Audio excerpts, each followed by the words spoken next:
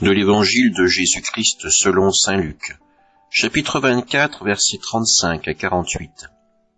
En ce temps-là, les disciples qui rentraient d'Emmaüs racontaient aux 11 apôtres et à leurs compagnons ce qui s'était passé sur la route et comment le Seigneur s'était fait reconnaître par eux à la fraction du pain. Comme ils en parlaient encore, lui-même fut présent au milieu d'eux et leur dit « La paix soit avec vous ». Saisis de frayeur et de crainte, ils croyaient voir un esprit. Jésus leur dit « Pourquoi êtes-vous bouleversés ? Et pourquoi ces pensées qui surgissent dans votre cœur ? Voyez mes mains et mes pieds, c'est bien moi. Touchez-moi, regardez. Un esprit n'a pas de chair ni d'os, comme vous constatez que j'en ai. » Après cette parole, il leur montra ses mains et ses pieds.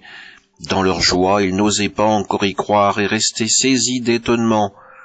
Jésus leur dit « Avez-vous ici quelque chose à manger ?» Ils lui présentèrent une part de poisson grillé, qu'il prit et mangea devant eux. Puis il leur déclara « Voici les paroles que je vous ai dites quand j'étais encore avec vous.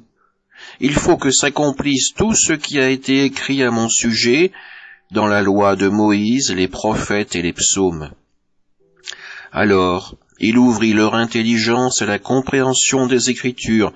Il leur dit « Ainsi est-il écrit que le Christ souffrirait, qu'il ressusciterait d'entre les morts le 3e jour, et que la conversion serait proclamée en son nom pour le pardon des péchés à toutes les nations, à commençant par Jérusalem. À vous d'en être les témoins. » Acclamons la parole de Dieu. Pour entrer dans l'Évangile que nous venons d'entendre, il est peut-être bon de faire un petit résumé des événements passés. Jésus est entré triomphalement dans la ville de Jérusalem. La foule acclamait son Messie. Pourtant, peu de temps après, Jésus est trahi, abandonné et arrêté. Il est jugé de manière expéditive et condamné à être crucifié. Mort, il est déposé au tombeau. Au dimanche matin, les femmes qui étaient parties pour prier auprès du corps reviennent en hâte. Jésus est ressuscité. Voilà le message des anges. Les disciples sont informés, mais que peut bien valoir la parole d'une femme au temps de Jésus? Alors, certains disciples prennent une décision, celle de s'enfuir, encore une fois. Ils vont quitter la ville sainte pour sauver leur vie. En tout cas, c'est le projet. Mais en chemin, un inconnu les rejoint. La discussion s'engage. On parle de Jésus, des espoirs qu'il avait suscités et de sa mort. Arrivé au village d'Emmaüs, l'inconnu se révèle à la fraction du pain. C'est lui, Jésus le Christ ressuscité. Mais, à peine reconnu, le voilà qui disparaît. Les disciples font alors demi-tour pour retourner à Jérusalem et témoigner à leur tour. À présent, tous les personnages sont réunis dans la maison, mais malgré les témoignages, les apôtres doutent encore de la résurrection de leur maître. Et voilà que Jésus apparaît devant leurs yeux. On peut s'interroger, quels vont être les sentiments qui vont dominer dans le cœur des hommes présents? La joie? Non. Il s'agit de peur. De peur parce que la plupart des apôtres ont abandonné Jésus lors de l'arrestation. Ils ne l'ont même pas soutenu par leur présence au pied de la croix. Les apôtres peuvent donc avoir peur du retour de leur maître. Quelles seront ses paroles et ses actes?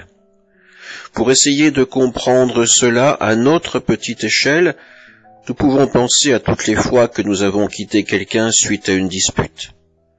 Quel est notre sentiment à la première retrouvaille? La joie, le bonheur? Non.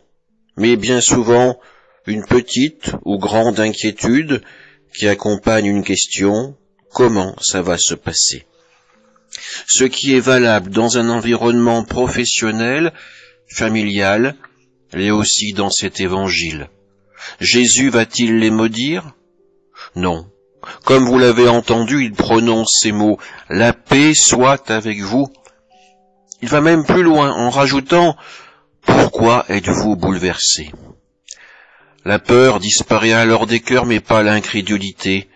Alors Jésus continue, il montre ses plaies, partage leur repas et leur ouvre les Écritures à son sujet.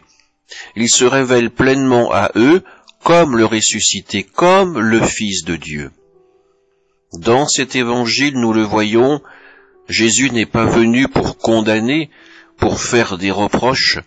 Il est venu pour apporter la paix, pour faire entrer ces hommes dans la dimension même du pardon. Et nous pouvons nous poser aussi une autre question, la dernière pour aujourd'hui.